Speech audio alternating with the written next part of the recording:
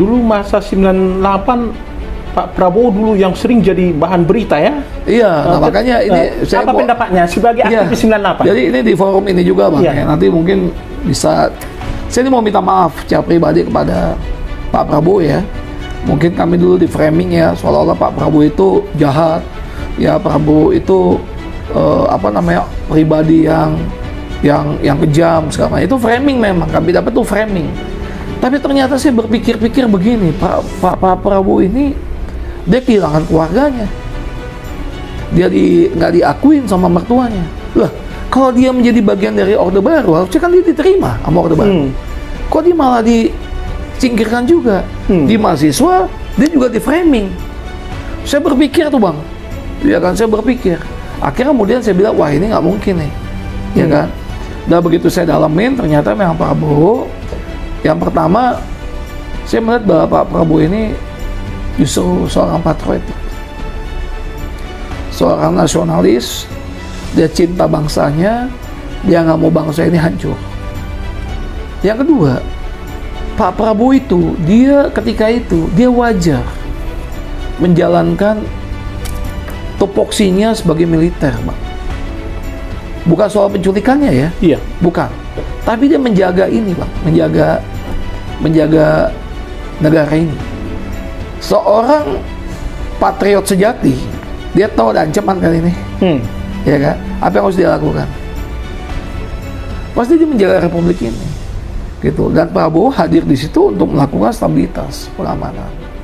Sebelum pilpres itu Bang, saya pelajarin soal Pak Prabowo. Saya baca pidato-pidatonya, kemudian saya lihat kerja aktifnya dia waktu bangun di rumah apung. Saya bilang orang ini nasionalis. Gitu ya. Iya, itulah kemudian kenapa kemudian saya berani mendukung beliau. Karena saya meyakini benar bahwa dia ada orang yang tepat untuk memimpin Indonesia saat ini. Apa harapannya kepada Pak Prabowo Subianto yang akan dilantik pada 20 Oktober 2024 ini sebagai Presiden RI? Saya melihat Pak Prabowo ini sebagai presiden yang akan membangkitkan Indonesia Raya. Gitu ya. Dan kita harus bangga tuh Bang. Kenapa? Pembangunan nasional Indonesia tanpa nasionalisme nothing Bang. Kita punya pemimpin yang nasionalismenya itu benar, proporsional. Dia bagaimana tahu berhubungan dengan luar negeri, bagaimana dia tahu mengelola bangsa ini. Dan sekali lagi melalui podcast ini Bang ya, saya sampaikan Pak Prabowo maju terus ya.